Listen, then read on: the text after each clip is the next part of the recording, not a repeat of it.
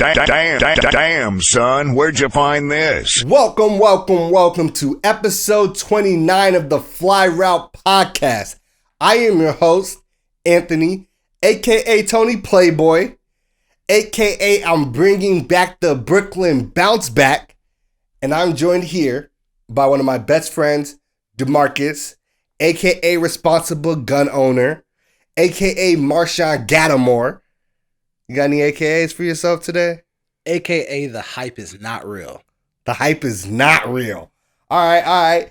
Look, first and foremost, y'all, we want to start this off by saying we are super excited that this week we're going to start bringing you all that exclusive video content that we have been teasing. Be on the lookout for it. This is a listener submitted request that we are super happy to bring you all. We are going to break down the top 5 quarterbacks in the 2021 NFL draft. Let's get into the deep, the nitty, the gritty, and let you know how we think these players should be ranked and where we think they're going to go. So if you haven't already, take a moment, subscribe to our YouTube channel, and make sure that you do not miss any of the content that we are dropping. We have an exciting show for you all today.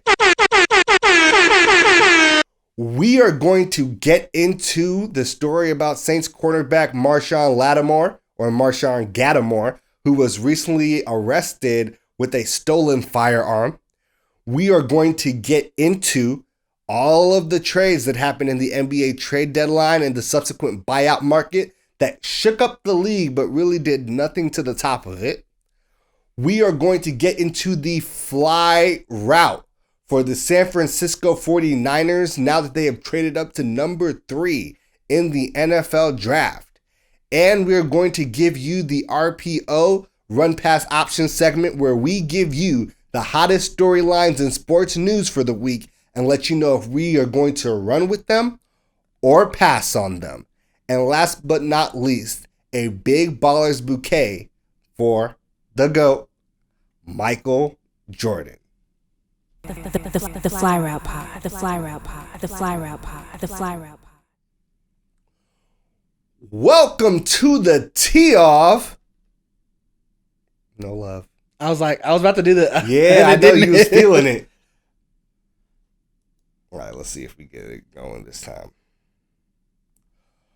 Welcome to the tee-off. Ooh, spill that tea, sis. This is how we like to start our show off. We like to spill some tea on our favorite athletes and the crazy situations they get themselves into. This week, the victim of the tee-off is none other than Saints quarterback Marshon Lattimore. All right. You should be familiar with Marshon Lattimore. If you are not, I'm going to give you a little bit of a breakdown. He played at the Ohio State University.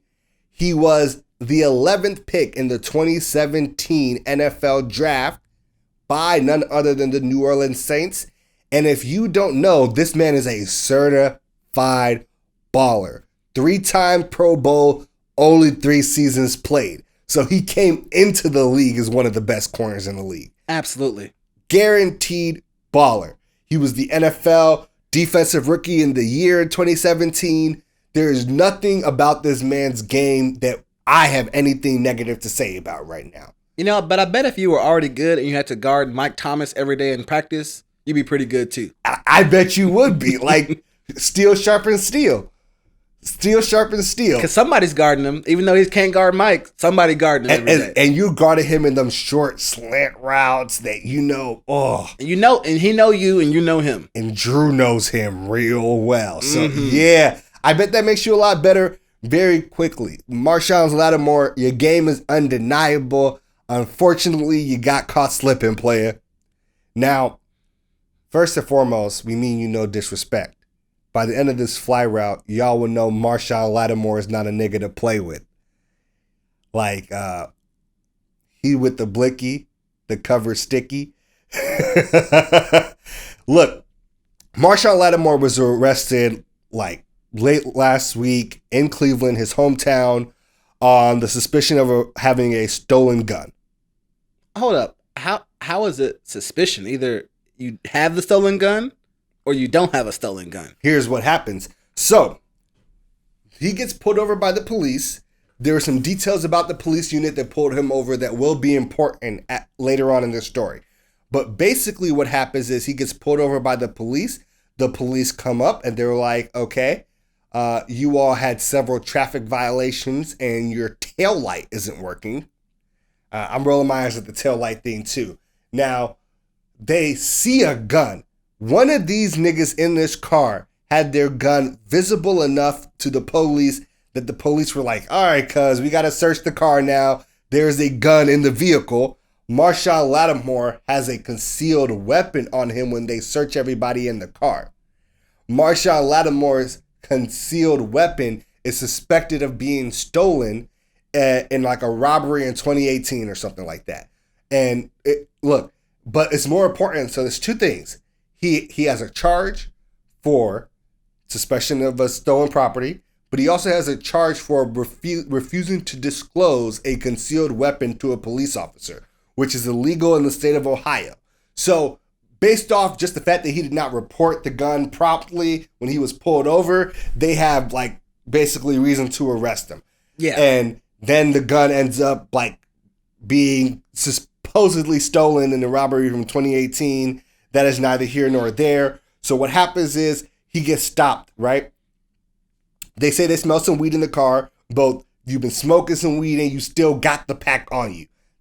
There was like, so y'all got the whole fucking pack on you. Now, I don't know if that's true or not because nobody there got a drug charge. So even if there was like, that's the thing. They said we smelled burnt and unburnt weed in the car. No weed was found on any of the people here. That is suspicious, isn't it? Suspicious, yeah, because cops shouldn't know what the difference is between the two. Look, that is suspicious. The second and probably the significantly more concerning and suspicious thing about this is that they had multiple traffic violations, right? And tail light that was out. Yes, driving while black is their violation. Driving while black was the violation, but they were also pulled over by Cleveland's gang unit. It's not a random uni car. It's not a car that's doing super strange. Exactly. It's not a car that's doing the patrols. It's not like the shitty person that is sitting there waiting for you to roll the stop sign to give you a ticket. The gang unit is out there for a specific reason. And it's not traffic violations. Exactly. So the gang unit pulled you all over, right? For some traffic violations that nobody had any citations for. And you got cited for having a non-functioning tail light. I'll say a couple things. Number one, Marshon Lattimore is too good and makes too much money to be carrying his own gun. Have somebody hold that for you. Actually, everybody in the car was armed, nigga. Don't even carry it. Then give that hold to somebody else then. I honestly think Marshon Lattimore is actually really with the shits, nigga. I think that there's a reason. I think, you were targeted. The people you were in the car with seem to have been targeted by the Cleveland gang unit. Well, that's where I'm assuming he was at home. That's where he's from. He was in his hometown of Cleveland. So it's probably the niggas he came up with. I hate this though, because this is what happened to Deshaun Jackson when he left Philadelphia, which was what's his name put out the rumor, oh, Deshaun, we think he might be in a gang, blah blah blah blah blah. And there was no proof to that whatsoever. And this feels odd. It feels wrong. Something's off about this to me. Look, so I'm not going to say Marshon Lattimore is in a gang. I have no proof that he's in a gang. There's no reason to say that he is. No, but this is too much. Like, there's too much. It's too close. It is too close. It is too close. So you got to understand that he gets arrested with three other guys, right? Carl Willis, Kenyon Moon, and Maurice Walton are their names. All three of these guys have prior felonies for like real shit. Robbery, assault, like Grand Theft Auto. So these people might be in the gang now. Look, maybe. All I know is I want no smoke with Marshon Lattimore after hearing about his affiliates and the people he hangs with back at home. And the fact that for some reason y'all had a car full of niggas all strapped. Where were they going? Look, I don't know. I'm not gonna speculate on where they were going. All I know is like, yo, nigga, you really with the shits. Like, you remember when Mike Evans blindsided Marshon Lattimore in 2017 when he got into it with Jameis Winston? Like, I rethink that one if I was you, player, because this does not seem like the type of nigga that you really want to have problems with. And the gun is suspected of being stolen. I think they've verified now that the gun was stolen, in fact. It is no longer suspicion of stolen. He is now being charged with possession of stolen property. Right? It went from suspicion to verified. So you got to understand that first and foremost, while it is okay for Marshon Lattimore to have a gun, if that gun is not stolen, it is okay for him to have a concealed gun in Ohio. If that gun is not stolen, as long as he lets the police know he has a gun ahead of time. Well, any weapon, because police always ask you before they search you, do you have any weapons on you? And you should tell the truth.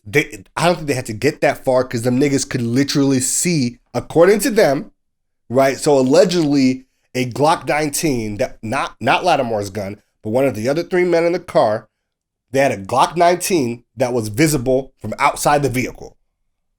That's how the vehicle got searched. They saw one of these niggas had their gun in plain enough sight that according to the police, I actually want to be very serious about this because I got you. But okay. I'm saying, like, it's a gun. A Glock 19 is not a big gun. It's a kind of mid-sized gun, right? Yes. The lights are flashing, you're getting pulled over. Put it under the seat, put it in the glove box. How do the police see it? Either are they waving out the window? Is it sitting on somebody's lap? Unless it's one of those two things. Yeah, I think it feels like, based off the details I've heard, it's more of like in the lap or in the side situation. You're sitting in the car, laid back. I think they're saying several of the people in the car were maybe inebriated or something like that, but not the driver. Yeah, this all sounds not real the strange. driver. Please continue, but this sounds real strange. So it's very clear. It's very clear that, like you said, they broke a bunch of traffic violations. If you all were like the driver was inebriated, that would make a lot of sense. But it's been very clear for them that the driver was not one of the people who was inebriated with the gun. So this is a serious situation insofar as all of the other men in the car are legally not allowed to have a gun. Oh, no. So, Lil Wayne learned that. Yes. So Lil Wayne should be in jail right now, actually. Hey, look. He better thank former President Trump. He just got what he needed. I wish jail on not many men. Okay. I wish jail on not many men. I wanted to say no, but there are some extenuating circumstances, so I have no problem with the way he had to get his shit right. Okay? So it's very important to note that for the most part, Marshon Lattimore should not be very concerned with this case. No. It is a very small situation to deal with because for the possession of stolen property, you have to prove that the person should have had a reasonable suspicion that the gun he had was stolen. Right? Because someone could steal something and sell you stolen property. They don't have proof that he stole it. They just have proof that he's in possession of it, which means that they need to have reasonable suspicion that you should have known that it was stolen already. That actually makes me feel like it's possibly not even his gun. I would not be surprised if there were other, somebody in the car had more than one gun on them. They're a felon, so they give one to Marshon. For him, it's just a small fine. For them, it's extra years. I mean, I think it just, I would not be surprised if it wasn't his gun, but I don't think they gave him the gun so they didn't have extra years. I think they gave him the gun because wherever these niggas was going, every single one of them wanted to be strapped. Yeah, that's the real question. Where was they going? I get it. Like, depending on where you from, the money that you make, you could be a target. Depending on the niggas that you hang out with, you definitely could be a target, especially if the niggas you hang out with is grimy. Or not even they grimy people, but they do grimy shit. These niggas like they do grimy shit. And based off their record, they seem like they do grimy shit and do what you got to do. I ain't even hating. So I can understand many reasons why you would want to be strapped. For the most part, it seems like if Marshon Lattimore's gun was legally registered to him, which I can also understand why if you're with those people doing those things, you might not want a gun with your name on it. So, rocking a hard place depending on what you wanted to do with your firearm. But I am of the mind that, like, this is a pretty simple situation for him. They would have to prove that he knows it was stolen. He obviously can just be like, I did not. And I think for the most part, he's going to be able to kind of, get this pushed down, plea it down a little bit, get it, no jail time, fine type shit. That's Community fair. service. I think it's likely to have more trouble with the NFL than the police. Like in this situation, so, some legalese type shit. Based off the 2 charges he has, he would probably end up, like, at best, playing down to, like, a misdemeanor. Or because the gun charge is like a 4th-degree felony. So he probably ends up pleading down to a misdemeanor. In other misdemeanor situations, we have seen the NFL suspend people for multiple games, right? So I would not be surprised if Marshon Lattimore got suspended 2 games or something like that in this upcoming season. I also would not be surprised if this kind of just, for the most part, for him went away, but the other people in the car seem to be fucked. Oh, they're most likely going to jail. Aggressively fucked. So that's just kind of sad to see, but very interesting. I know I don't want no smoke with Marshon Lattimore or his associates, because apparently they stay strapped. Well, I mean, his associates are no longer going to be any trouble for you or anybody for a long time. Okay, that was your tee off.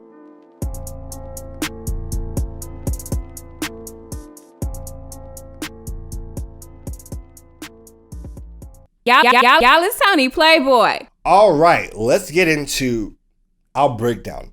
NBA trade deadline came and went.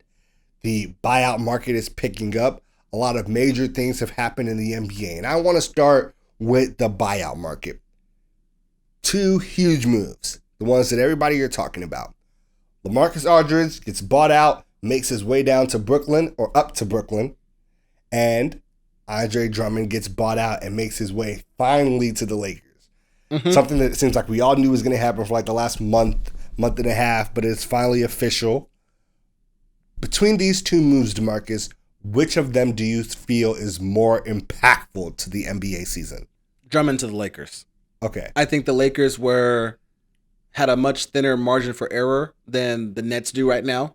And I think Drummond's going to make a big difference for them in the short and the long term with the injuries they have to LeBron and AD. Okay, I'm with you. Second is underrated move. Underrated move, something that nobody's talking about, is that Jeff Teague was bought out from the Celtics, which is like, damn, already? Wasn't even on my radar. Bruh just got there. But he signed with the Milwaukee Bucks.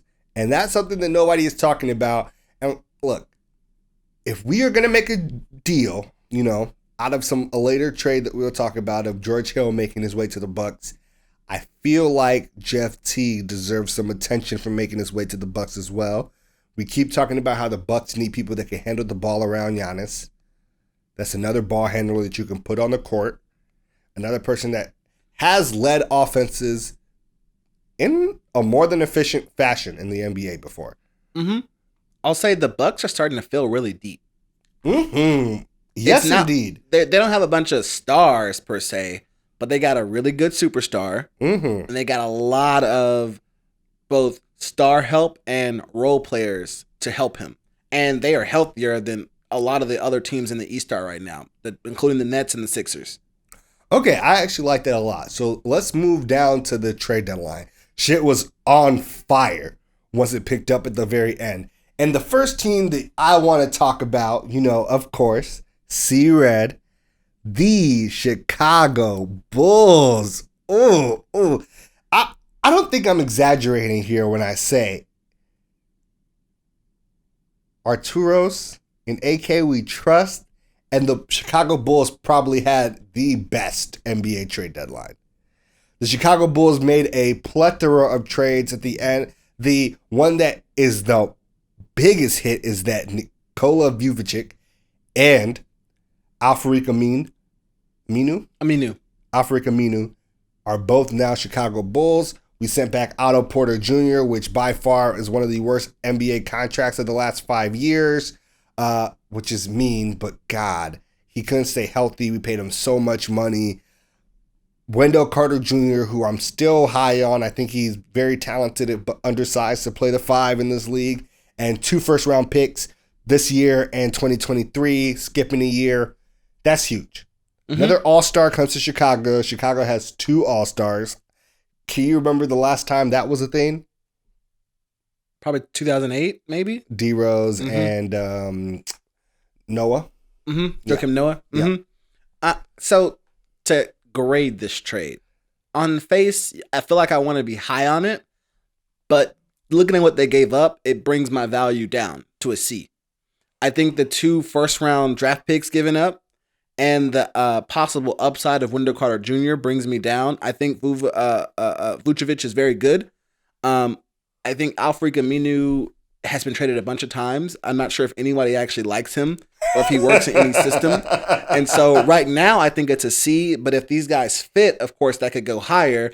I think Orlando won this trade. They got a lot of capital out of it. They can maneuver around later on with those first-round draft picks. Because is Chicago going to be really good this year and make the playoffs? Or is that 2021 draft pick going to be somewhere high? Okay, so it's very weird because the East is so bad that Chicago could turn around and easily make the playoffs. They could, but I'm asking, will they? Make a prediction. Sure, I think the Chicago Bulls can get into the playoffs. They were a part of several trades at the deadline. Yes, and I think, first off, I'm giving this trade an A. I'm giving this trade an A because A, first and foremost, is the Otto Porter Jr. contract is atrocious. And they got off of the Otto Porter Jr. contract and somehow brought back Nikola Vucevic, who is an all-star. We gave up 2 first-round picks, but 2 first-round picks for someone of his talent is reasonable, considering the rest of what we gave up. There's no point to keeping Wendell Carter Jr. unless if he's gonna be our backup 5. Well, I'm not saying keep him, but I'm saying still a good player to give away in the trade, and there's just a value thing there. You're bringing back a center, so I think like the value difference is Otto Porter Jr. and I don't want to be mean, but has negative value in the NBA with his contract. I give you that one. There's no pushback there for me. So I'm saying the combination of Wendell Carter Jr. and Otto Porter Jr., like the value there offsets. The 2 picks are big. I do think we give up a lot, but I think we got something back that's huge to pair with Zach LaVine, and it makes a statement for Chicago wants to win now. And I think a big issue that Chicago was having is wanting to retain their talent. Lauri Markkanen was a very big portion of this, right? How he did not want to stay, and that's because the culture was not right. AK is saying we are trying to win. We are trying to win in the near term. We are not trying to waste the prime of someone like Zach LaVine. And that's why I give this trade an A. All right, so then I want to get to what I think was the biggest fleece of the trade deadline. Miami look, they basically got Victor Oladipo for half a pack of Skittles and a Capri Sun. No, I think this was probably for me the best move of the NBA trade deadline, because we know that Depot turned down his extension in Houston, so they didn't have clarity on his future there, and so they give him up at the trade deadline and get something back for him. Yes, and I think which is good for Houston, but even better for Miami because it then actually opens and kind of extends their "Are we a championship team?" window and really adds a lot more talent to that offense that they needed. Details of the trade: Miami got Victor Oladipo, and Houston got Kelly Olynyk, Avery Bradley, and a pick swap. And look, when 2 weeks ago we were on this podcast, and I was like, the best possible situation for the Miami Heat is getting Oladipo for this combination of players. It would be the flyest thing that they could do because Avery Bradley has been hurt all season, and like they will miss Kelly Olynyk, but Oladipo has a significant more upside. This is fantastic for Miami. I give Miami an A because they gave up basically nothing for a all-star caliber player. What? And he's like their 6th Nigerian player. That is true. Which gotta make you happy. They're stacking the deck. They got Precious. They got Bam. They got Iguodala. They got and then 2 other guys, Gabe Vincent and KZ. Is it Okpala? I don't know how to. I would have to see it to say it. It's OKPALA. Yeah, you got it. But I mean, they could have a whole starting 5 with just Nigerians. They could. and a 6-man. And a six. And a 6-man, yes. Yes, indeed. I mean, this is an F for the Houston Rockets. The Houston Rockets have made the worst trade of the NBA season. Three times? Well, no. the Harden trade? The Harden trade would have been good. Like, the thing is, they made the Harden trade terrible with this trade. Oh, if they had gotten something great back for Oladipo, that would have been a great trade. Otherwise, they could have stayed pat and kept Karis LeVert. They should have demanded one of the young talents from Miami. Either Duncan Robinson or Tyler Hero. What I've heard is they did, and they were told to go fuck themselves. And I would have been like, okay, bye. You can't say bye because everybody knows Oladipo's leaving. Then please somebody else. Look, no one wanted to get it. Look, if this was the package, if this was the package that they got, do you think anybody else had a better offer on the table? And they were just like, oh, you know us in Houston, we just want to do right by him. Well, I'm not saying that they want to do right by him. I'm saying they should try to do as best for the team. And listen, you're probably right. Maybe this was the best deal they got. It just feels like they could have held out for more or been better negotiators or something. Like, I don't think Daryl Morey would have got this fleeced if he was still in Houston. Look, I don't think Daryl Morey would have ever traded for Oladipo. Think about it. Karis LeVert is cheaper and on a longer contract. They could have had Karis LeVert and Jarrett Allen. Instead, they have Kelly Olynyk and Avery Bradley. Okay. And a pick swap. So let's go to the second trade Miami made as well, where they traded with Sacramento. They gave up Mo Harkless and Chris Silva and got back Nemanja. I don't know how to say this name, man.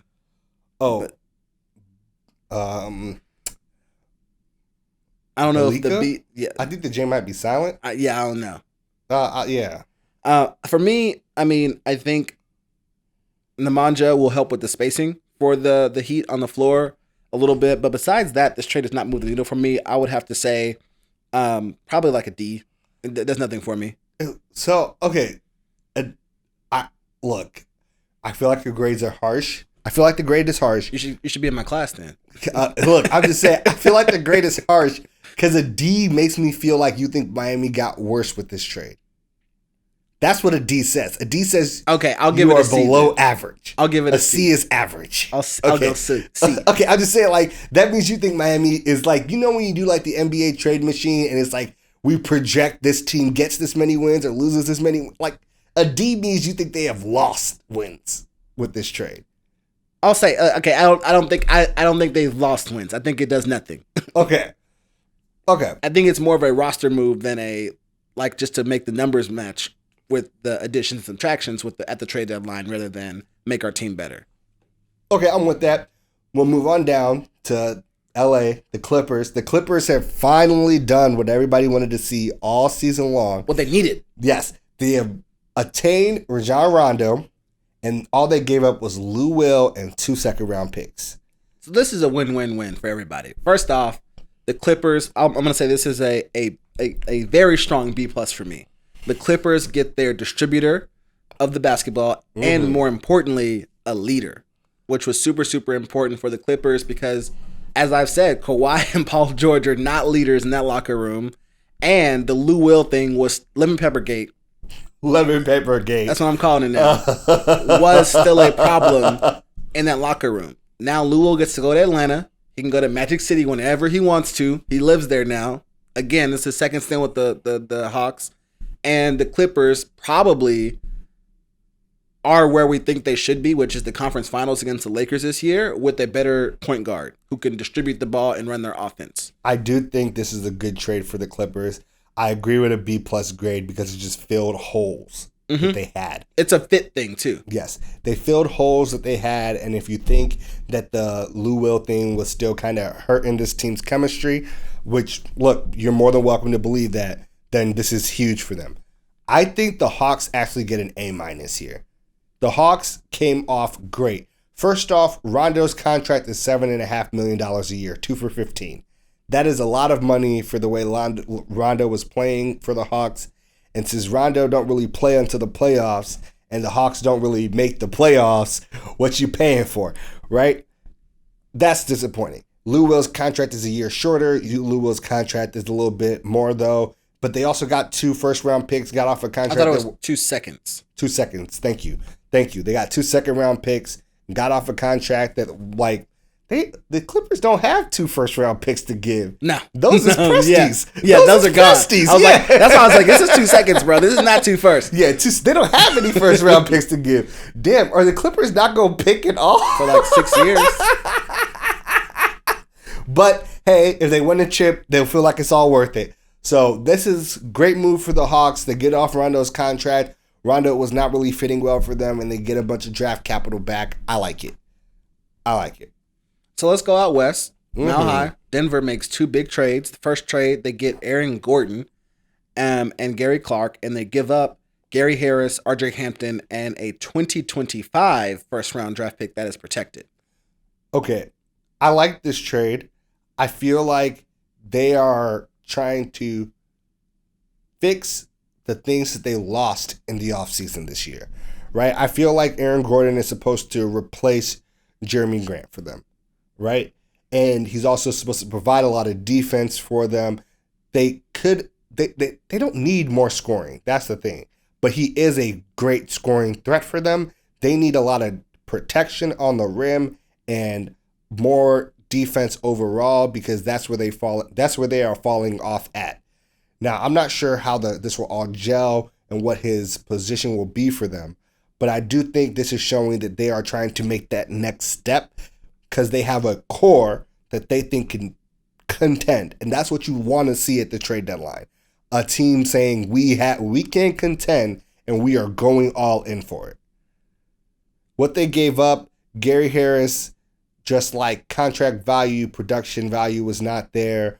RJ Hampton has a lot of upside. And I do think from now on, if you're a first round pick, late lottery or, late first round and you're picked by the Nuggets, I feel like your NBA stock is immediately significantly higher than the pick you have.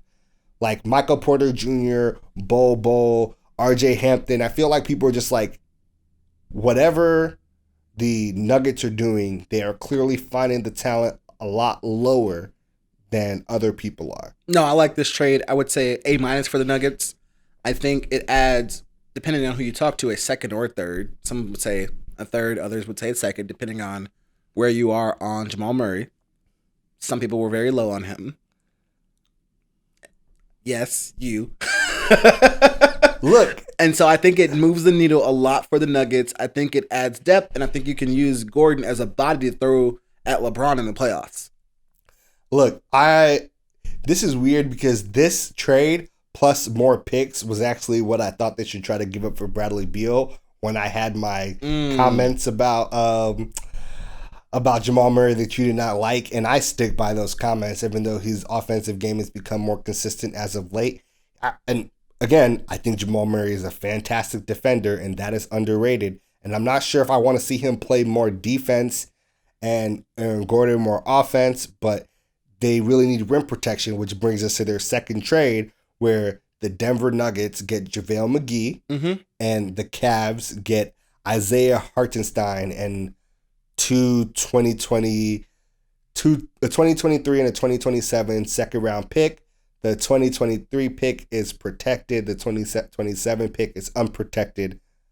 I like this. 2027 sounds so far away, but I do like it. I give it a B+. I think McGee helps, at the very minimum, take some of the defensive load off of Jokic. And that's what they need. They need someone to defend the rim. Because his offensive load has been way up, and they need some help for him. I also just think, this is one of the worst teams defending the rim in the league. Like, if you get into the paint, you are more likely to score against the Nuggets than any other team in the league. That's a tough situation to be in if you think that you are going to make a run for a championship. So I like this. JaVale McGee gets out. The Cavs, people were thinking they were going to have to get JaVale McGee bought out. The Cavs get value back and good value back. It's a great trade for the Cavs. I think I give the Cavs a B+ as well. I'm with it. Now, did this change anything for you? All of these trades, all of this move, has this changed who you think is going to be in the conference finals? Has this changed who you think is going to be in the West, finals? It could. Okay. It's a question of, out of Denver and the Clippers, which one of them gets to the finals, the conference finals. And I think it depends on seeding and matchups in the second round, right? I think if it's the Battle of LA in the second round, well, first off, we're disappointed because we wanted that to be the conference finals last year, and we're not going to get it 2 years in a row. As long as we get it, I think we'll be okay. That's fair. But I think for the Clippers, if they lose to the Lakers in the second round or the Lakers don't make it back to the conference finals, I think that's a big blow to both of those teams. And so I think these trades, depending on how they affect end of season and seeding, could have a huge impact on the West playoffs. Okay. But in the East, nothing? Not really. Like I said, for most of these trades, don't move the needle. I think it gives Miami a better chance once they get to the playoffs to compete against some of the quote unquote big dogs, the super teams or whatever, the Brooklyns, and in this case, Philadelphia and Milwaukee. Philly is not a super team. They're not a super team. They're a very good team. They have 2 stars and a great coach, but I think it gives them a better chance to compete against those teams. I think Miami's like Milwaukee reloaded. We still want that smoke. We're going to reload too and get Depot. Okay. And it gives them a fighting chance against the Nets if they have to go there. All right.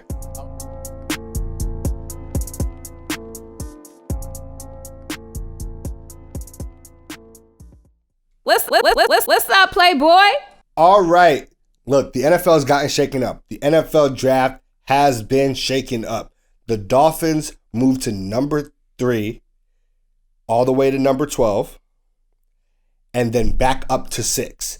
How did this happen? First off, Dolphins traded the number 3 pick to San Francisco for the number 12 pick. And then they traded the number 12 pick from the number 12 pick they got from San Francisco. They traded it to the Eagles. Then the Eagles gave them their 6th pick. Mm-hmm. So this is shaking this up to say one thing. San Francisco's at number 3. They have made it very clear that they are picking a quarterback and have communicated that with Jimmy G. So it's basically guaranteed. So the question that we now have is, what is the fly route for the San Francisco 49ers when it comes to the number 3 pick in the NFL draft?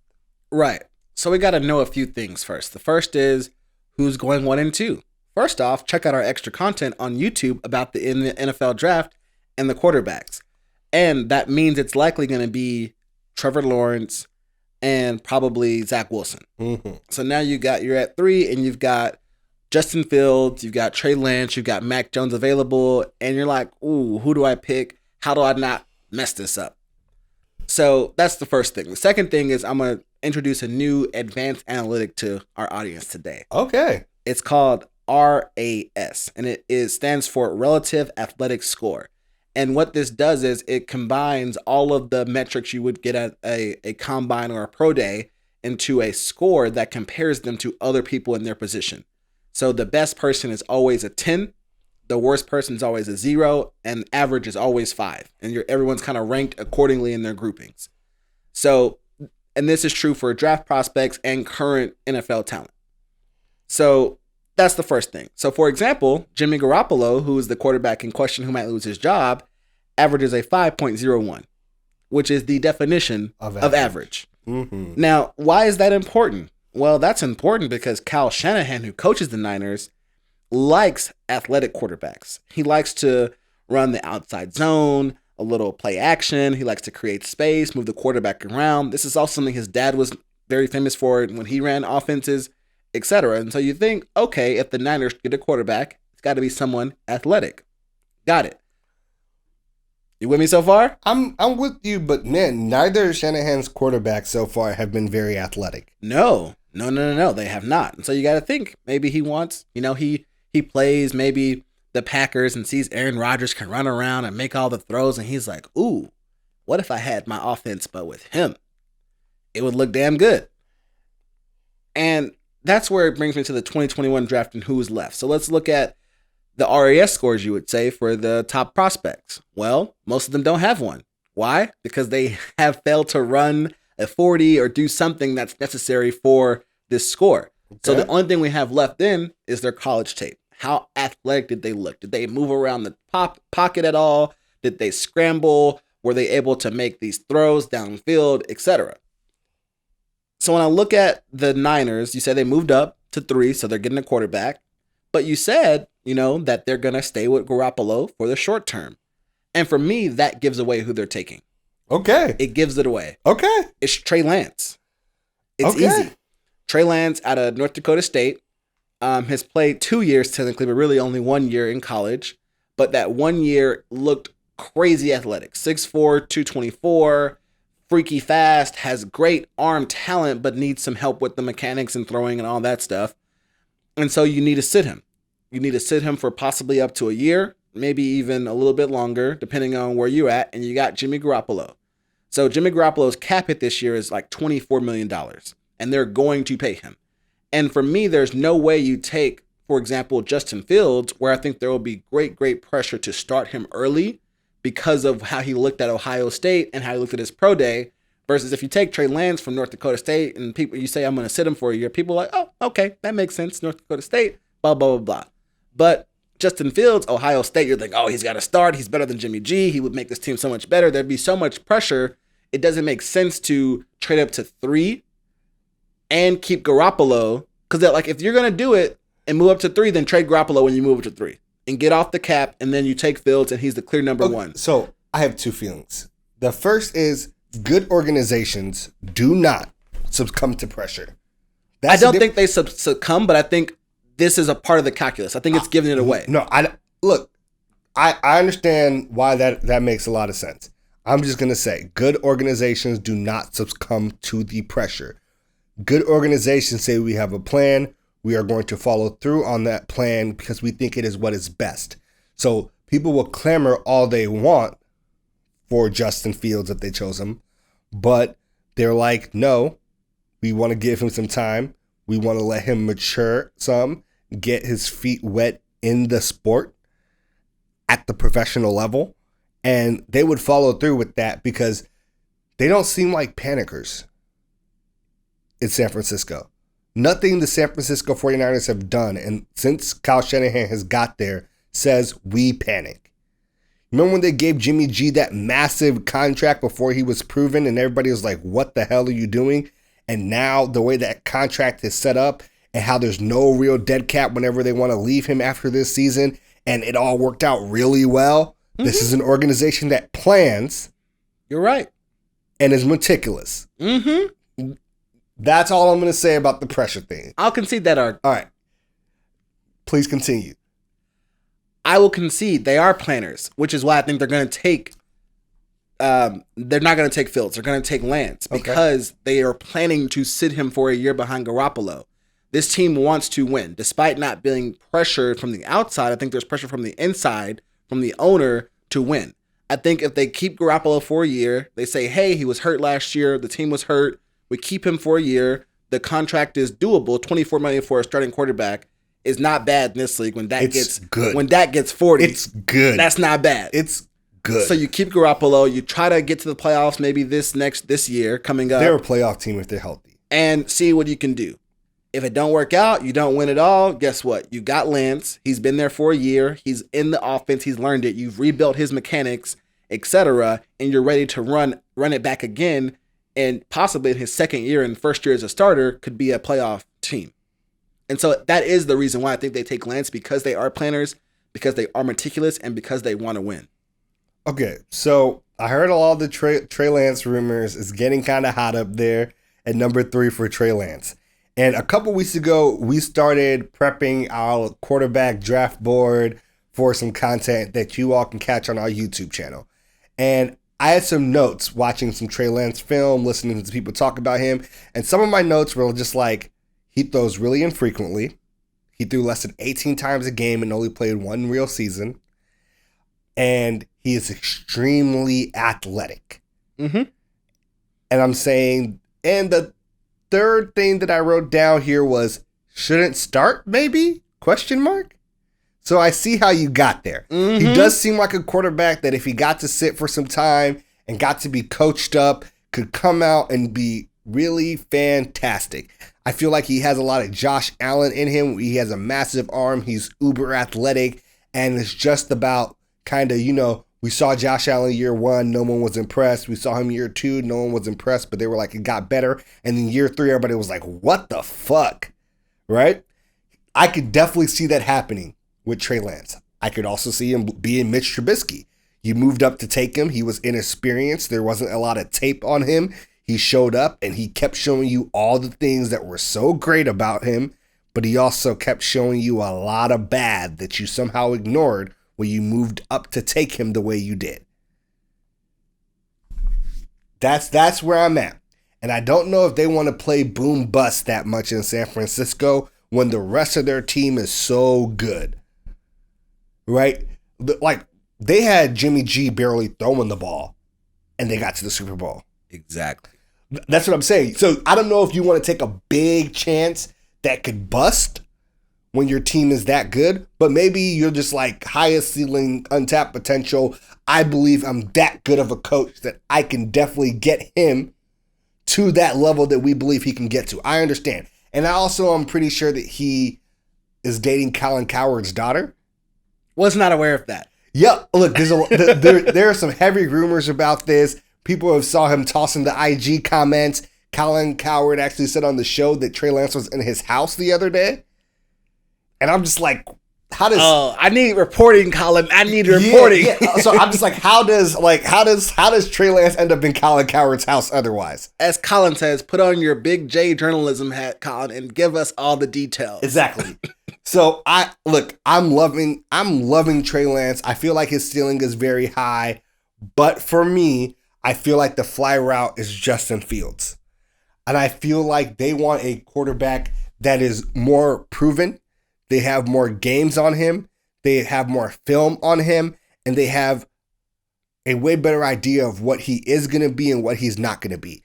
He fits Kyle Shanahan's system really, really well. And I think that's something that's very important. The scheme and the quarterback. He is very familiar. There's a lot of play action passes.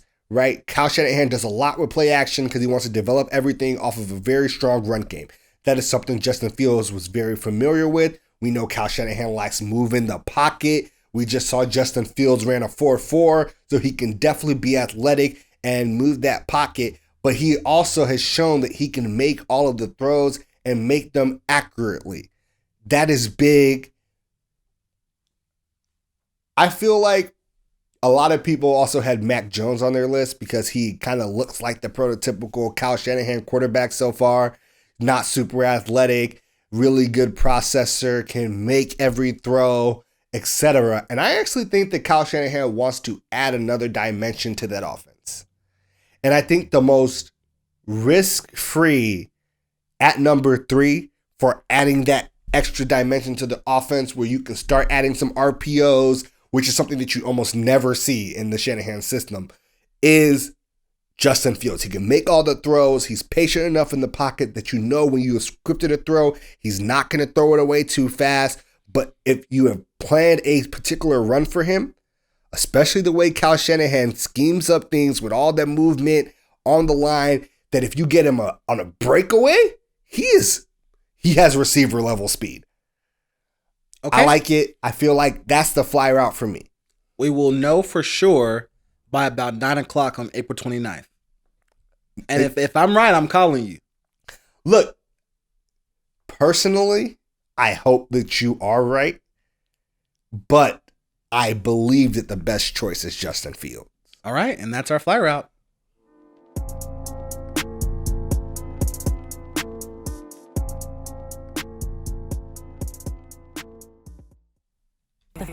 The fly route pod. The fly route pod. The fly route pod. The fly route pod. All right, let's get into the RPO run pass option segment where we give you the biggest headlines in sports news for the week and let you know whether we are going to run with them or pass on them. All right, DeMarcus, take us away. So we are huge football fans here on the Fly Route Pod. The NFL has finally added a 17th game to the regular season. It's been officially confirmed at the owners' meeting. I have 2 questions for you about this. First off, what's your initial reaction to having 17 games now?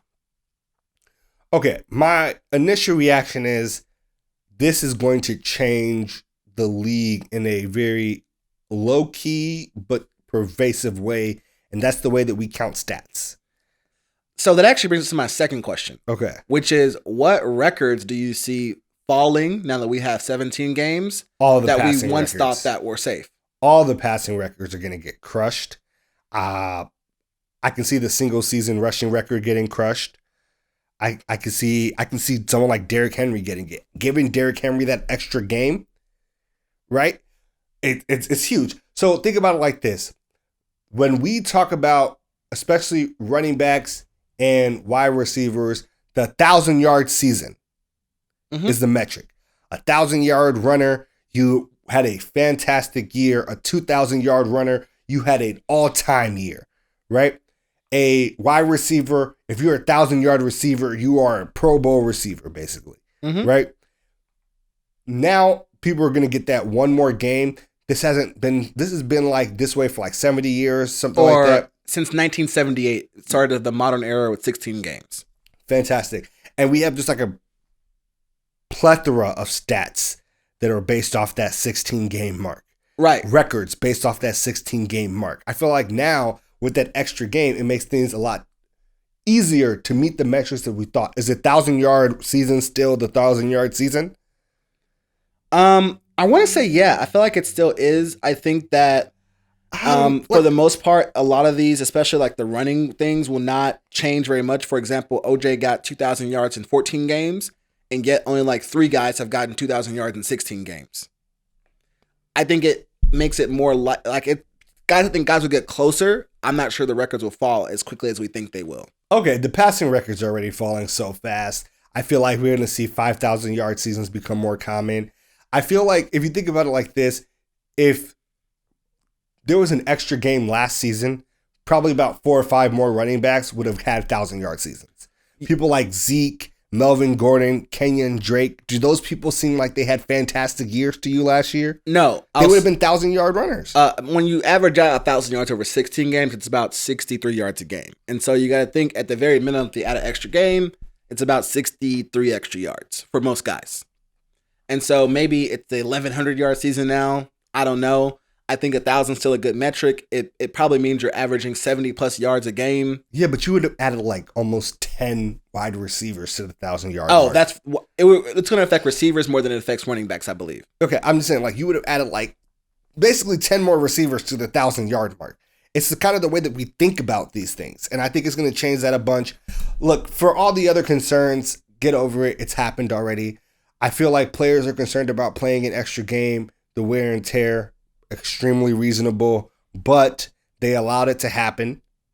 They wanted the money. They wanted the money. They allowed it to happen. We are going to see kind of like divisional importance and divisional schedule matter a lot less with that extra game affecting the win-loss records. There's not going to be any more 8-8s. Now let's go to the Brooklyn Nets, who recently signed Blake Griffin. Blake recently came out with some comments saying, hey, everybody said I was trash for 2 years. And now I'm on the Nets. They're saying it's not fair. We're a super team, etc. What's your take on these comments from Blake Griffin?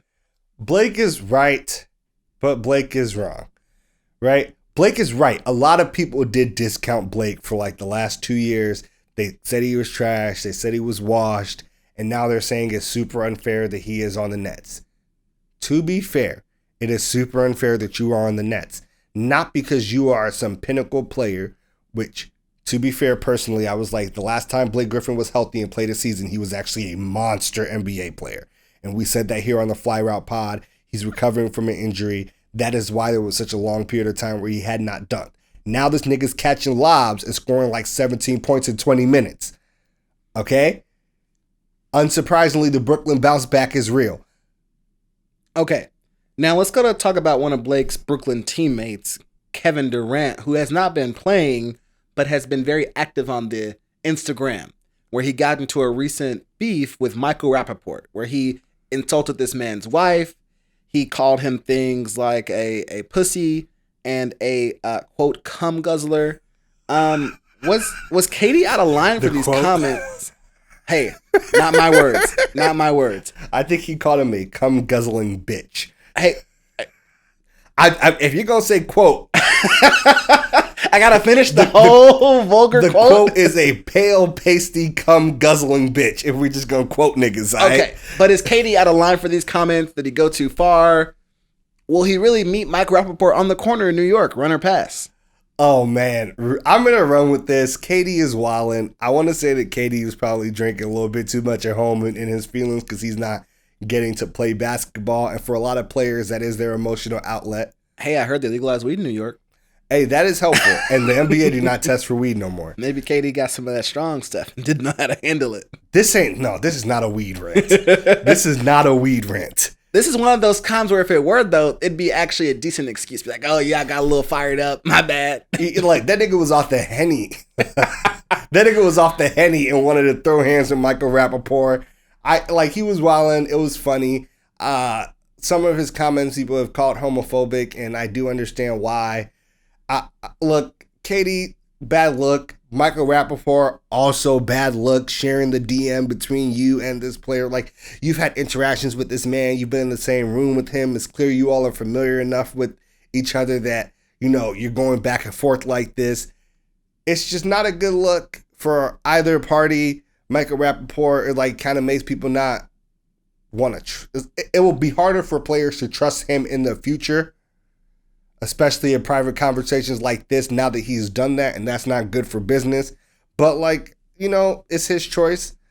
Katie, bad luck. All right, look, let's flip things. Back to the NFL. Trevor Lawrence has said he's not going to show up for the NFL draft. The NFL draft is going to be live with people there, the top picks. They're trying to recreate the magic that was once there. Trevor's like, look, I already know where I'm going because I'm staying home with my family. Do you feel like this is going to create a larger trend for the top picks? Or do you think this is kind of more of a one-time instance? Run or pass? I'll pass real quick. No trend. Trevor Lawrence is essentially going to spend his coronation as the best NFL talent with his family. We've been expecting this for 5 years. Let the man spend it with his loved ones. Okay. I'm with you. More NFL news. The NFL has said that they are going to remove restrictions for vaccinated personnel when it comes to COVID, contact tracing, etc. for the upcoming season. Do you think this is a good idea? And more importantly, what is the impact of COVID on the 2021-2022 NFL season? Run or pass? I will run. I think this is a little bit concerning for me. Though they only lifted things like contact tracing and social gathering restrictions on vaccinated people, I think it's impossible to, make sure that when Zeke has a house party, he's only inviting the vaccinated Cowboys over. And it means now there are more instances where there could be multiple unvaccinated people in a gathering with the excuse being it was a vaccinated gathering. So it's a little concerning for me because it could still create the risk of star players contracting COVID. I do not think that 90% of players will get the vaccine. Maybe 70% will. Maybe it'll still be high. I'm not sure that everyone will. I know we've already heard some who've come out against it and said they won't get it. And I think for the people who won't get it for other reasons, whether it be medical reasons, etc., they're going to be like, this is discrimination. We can't get the vaccine, and yet you're giving special privileges to those who can. And this is going to be a part of a bigger, not just debate in sports, but in society of these vaccine passports and being able to do extra things to get back to normal if you've got the vaccine, which is great. But what if you're literally someone who can't take it right now? And so I think it's concerning for me. I think they should keep all the protocols in place just to be as clear and even as possible for everybody and take no risk. The NFL is worth too much money to take this kind of risk. Okay. Do you think any of the things that might happen in the NBA, because the NBA has done something similar, might change the NFL's mind on this? No, just because there are so many more people on an NFL team who we interact with every day. We saw they got through a good chunk of the season because of testing. We're able to prevent outbreaks, getting rid of some of that testing, even for vaccinated folks who can quite clearly still get COVID, by the way, and possibly spread it. We're not sure on the signs on that yet. It's a little bit concerning. Some variants, like the South Africa variant. All right, I'm with you. So let's move on down to basketball. Lou Will was traded. We talked about that earlier, and he says after his trade to the Hawks, he seriously contemplated retiring. Do you buy this? Run or pass? I'll run. I think there is maybe a grain of truth to this. I think he did think about it. The actually doing it, though, I don't think he was close to it. It wasn't like he signed he had the paperwork drawn up, and I don't think it was that. There were no Woj bombs about this, etc. This was all just quotes from Lou Will. The first quote, after the trade, he says, "It hurts. I had a lot of investment there. We had some success. We were gearing up for another deep run, a championship run. That's my mentality. Another deep run. I thought I would finish the season there." Direct quote. After he supposedly thinks about it, he says, "I'm coming back. I still feel like I can play at a high level. I feel like I can help this team do some things," talking about the Hawks. "I don't want to look back and say I retired prematurely, be asking myself what could have been or what I could have done. This is an opportunity to finish out the season with the team and go from there." I think Lou Will has something to give to this game. I think he's still a valuable player who can average 12 to 15 points a night. Walking bucket. Be a good leader on the young Hawks team who's trying to make the playoffs for the first time since 2017. I'm happy Lou Will's still here. I think the league would be worse if he had retired. I don't know how close he was to actually doing it. I do believe he thought about it though. He's been playing 16 years. But hey, if you can still get paid and go to Magic City every night, why not stick around?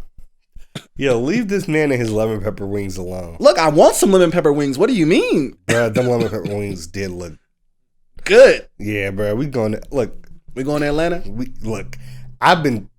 We both have a mutual friend that keeps trying to get us to go to Atlanta. We might need to go to Atlanta for a couple of days. just for the lemon pepper wings? Throw some ones and get some lemon pepper wings, yeah.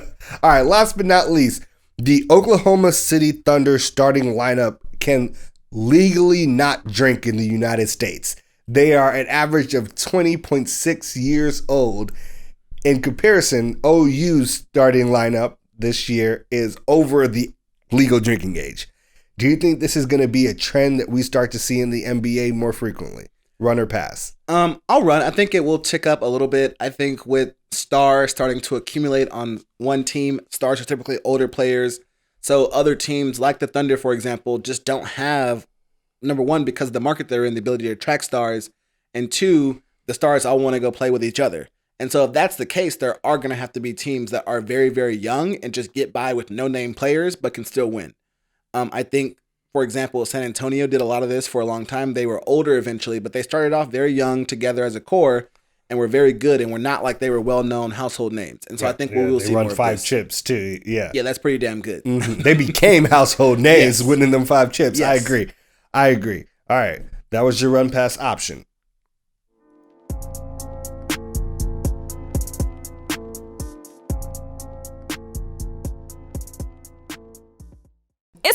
It's a Playboy affair. Welcome to the final segment of our show, the heart of our show, Ballers Bouquets. Too often in the media, people only want to focus on the negative and salacious things athletes do, but never want to give them their credit where credit is due. Here, we like to make a change. Yes. We're back with someone who's been featured on Ballers Bouquet before. Not a current athlete, but still relevant to today's games. One of the most well-known athletes of all time. In the world. Mm-hmm. Some people call him the Black Cat. Others just say MJ. I say GOAT. Mm-hmm. Michael Jordan is the recipient of this week's Ballers Bouquet for his efforts to help residents in North Carolina have access to high-quality health care.